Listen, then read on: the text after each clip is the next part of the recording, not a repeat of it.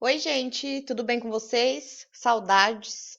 Eu vim aqui mostrar só as fotos do projeto Rotas Históricas e explicar um pouco, junto com as imagens, o texto que o professor Marquinhos escreveu tão bem, delimitando as etapas.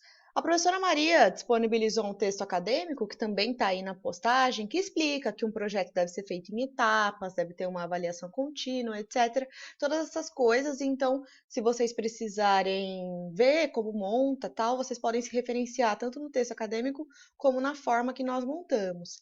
Eu acho que é importante falar que esse é um projeto que nós desenvolvemos na unidade de forma interdisciplinar desde 2007 e ele contempla essencialmente o ciclo autoral. Mas esse ano, se não fosse a pandemia, nós íamos colocar também o sexto ano, porque nós entendemos que os sextos anos desse ano têm já as habilidades, já têm autonomia para poder dar conta desse projeto.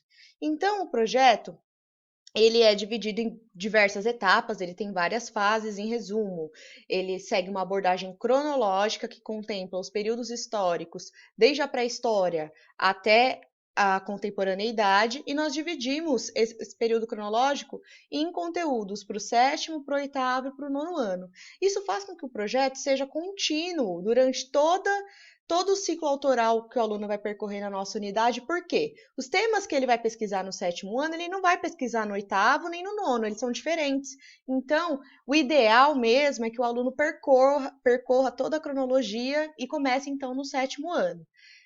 Como ele é um trabalho que prescinde de pesquisa, escrita, desenvolve habilidades de apresentação, comunicação e etc., nós consideramos ele como parte do trabalho de TCA para os sétimos e oitavos anos. Fora isso, os sétimos e oitavos anos entregam um relatório de TCA também. Mas, apesar do fato dele ser utilizado como parte do TCA para os anos iniciais do ciclo autoral, nós também pedimos que o nono ano faça parte desse projeto, porque ele é um projeto que ele aborda literatura, história e arte, e também inglês, né, a partir desse ano, em uma perspectiva interdisciplinar, uma perspectiva transversal. E por isso que é legal que os alunos do nono ano façam independente do TCA, porque o TCA é outra coisa, embora seja também uma pesquisa e etc. Tem várias fotos, a gente pode mostrar para vocês depois. Eu escolhi só algumas para ilustrar algumas das etapas, porque a etapa de triagem, de pesquisa, as primeiras etapas do projeto, nós não tiramos fotos, infelizmente. Então, aqui a primeira parte, assim, o primeiro resultado, o primeiro produto que nós temos nesse projeto é uma apresentação tradicional de seminário, como se fosse um TCC. Aqui nós temos, se o computador mostrar, né, algumas fotos. Espera aí.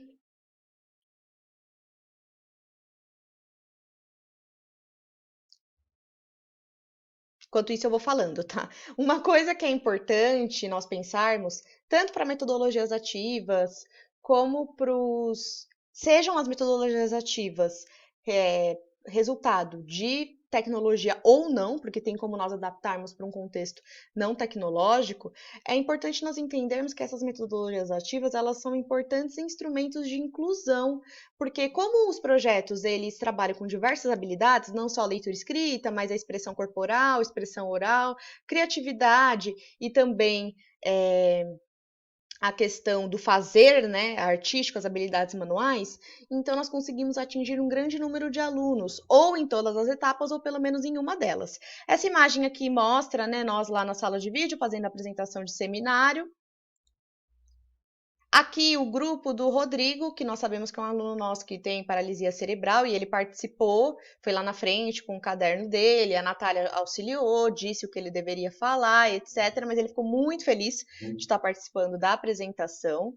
Aqui um outro grupo. E aqui um grupo do nono ano do ano passado mostrando um cartaz. Por que que eu trouxe essa foto? Para mostrar para vocês que nessa fase da apresentação de seminário, nós pedimos duas formas de apresentação. Fora o seminário, que o aluno trouxesse um outro suporte da criatividade dele. Poderia ser meramente um cartaz, como esse grupo escolheu, mas poderia ser também um vídeo gravado pela turma. Algo nesse sentido, para ser mostrado junto com o seminário. E aqui o Rodrigo com o caderno dele na mão, mais uma vez, na apresentação. Depois dessa fase de apresentação, passa um tempo, alguns meses, e nós pedimos que os alunos façam para nós manualmente produzam um suporte artístico que foi trabalhado em um desses períodos. Então, vou dar um exemplo. Egito, que é do início da cronologia, então, nesse caso do ano passado, estava no 7º ano, para esse ano seria no 6º ano. Então, o aluno vai trabalhar um livro de literatura sobre o Egito, o aluno vai trabalhar a arte egípcia, com o auxílio das professoras de arte, a Thalita e a Renata, que estavam conosco ano passado, e eu, como professora de história, pedi que os alunos fizessem um exercício de analisar uma fonte histórica do período e preencher uma ficha que eu disponibilizei para eles. Então, vejam, no mesmo tema, os alunos têm que dar conta de 3 eixos. E aí, no eixo arte, os alunos depois têm que apresentar um suporte artístico, né, uma produção artística sobre o período histórico e literário que ele estudou. E aí nós dividimos a escola, né, as salas, pelas turmas e dividimos os alunos, a escola como um todo, né, pelo menos aqueles do Fundamental 1, que fazem parte da tarde, também participaram, em oficinas itinerantes para poder passar por esses grupos e ver, né, esses trabalhos. Então, aqui algum exemplo desses aqui que falaram sobre as festas de reis, negros e rainhas. Esse grupo trabalhou com as obras de arte do Debré.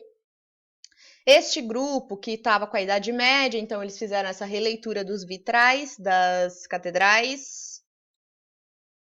Este aqui, que fez a pirâmide de Zigurate, né, dos astecas maia, das civilizações pré-colombianas. Este aqui que mostrou artistas negros contemporâneos. Este que fez essa oficina de pintura rupestre. Aqui as meninas falando sobre fotografia. E aqui o grupo do Rodrigo, que também trabalhou Idade Média, então fez aí o castelo medieval. E aqui as meninas que recriaram algumas obras do Museu Afro, orientadas pela professora Renata. E aqui a pirâmide do Egito, conforme eu tinha dito.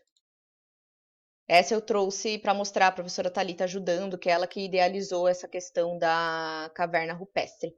Enfim, era isso que nós queríamos mostrar. É claro que esse ano nós íamos avançar bastante, nós conseguimos delimitar os temas de pesquisa e os grupos, colocamos aí nas turmas de TCA para que nós tentemos abordar isso de uma forma online, mas em resumo, esse é o nosso projeto.